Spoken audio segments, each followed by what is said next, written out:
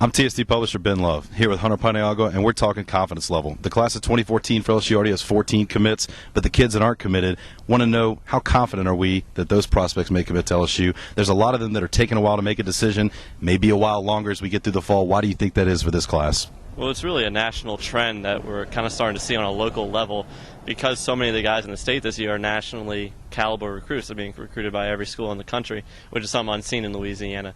But it's a national trend in that a lot of kids want to wait, make their big announcement. It's pressured by the media, pressured by things like ESPN, those All-America games, because they want to get the ratings, obviously. But we're seeing that with a lot of Louisiana recruits. And, they want their moment, and they also want to see, some of them at least want to see what LSU looks like come this fall. A lot of questions with the offense. You can't blame them for that.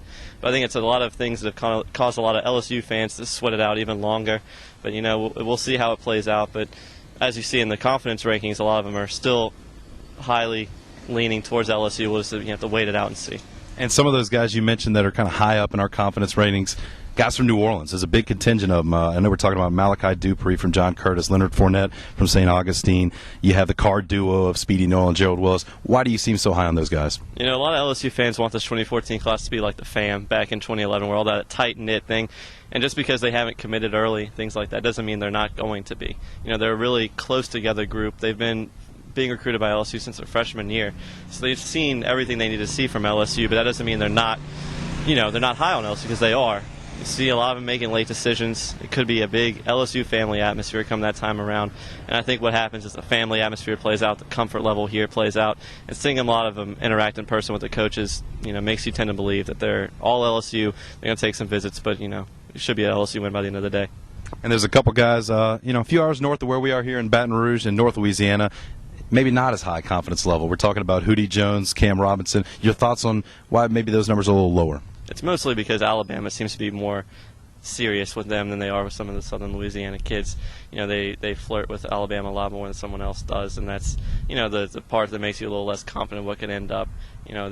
They aren't as tightly knit with some of the other kids. They're a little bit maybe out North Louisiana outsiders almost. But seeing some of them at camp recently kind of made you switch around with that idea. But still with Hootie, still with Cameron Robinson, that Alabama is going to be there, and that's something that LSU still has to fight against.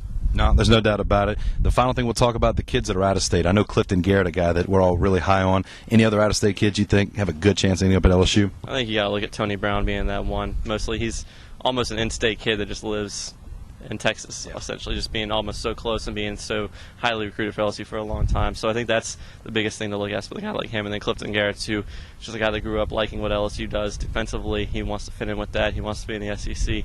So a lot of factors coming in that kind of make those guys almost Louisiana recruits that aren't in the state.